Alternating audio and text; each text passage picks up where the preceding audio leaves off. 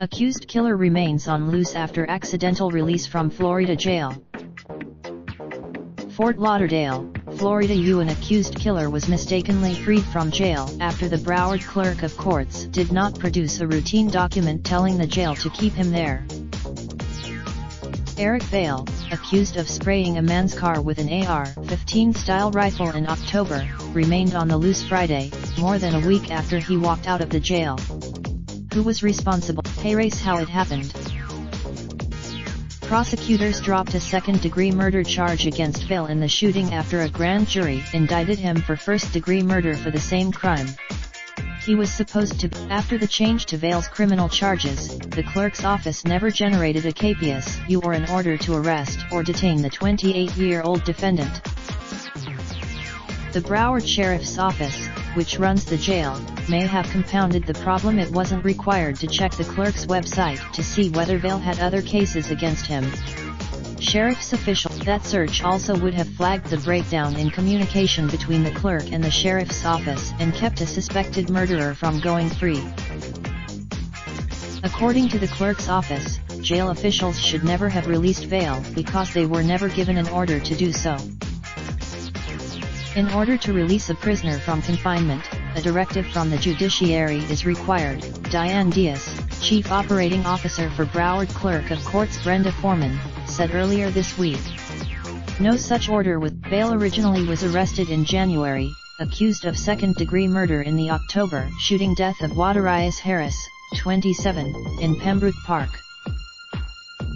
A co-defendant, Christopher Avery Campbell, was arrested in March on the charge of first-degree murder. According to investigators, Vale and Campbell were in a Nissan Altima when they pulled alongside Harris and opened fire with an AR-15 style rifle. Harris, who both men were indicted April 3. That, according to the sheriff's office, is when the capias should have been generated by the clerk.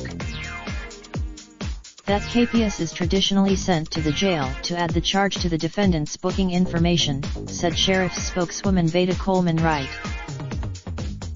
Without it, the Broward Sheriff's Office officially knew about the dropped case but had no idea it had been replaced with a first-degree murder charge. Even without the capias, whether the Sheriff's Office should have known to hold Vale remains in dispute. The April indictment, but both the clerk's office and the Broward State Attorney's Office say they let the Sheriff's Office know about the first-degree murder case.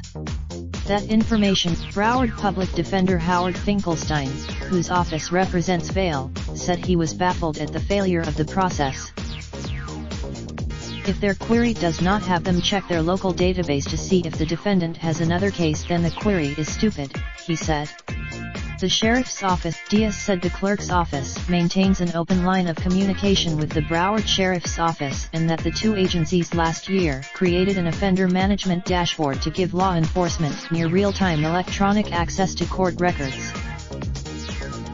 Finkelstein said he did not know where Vale is but would advise him to surrender to authorities.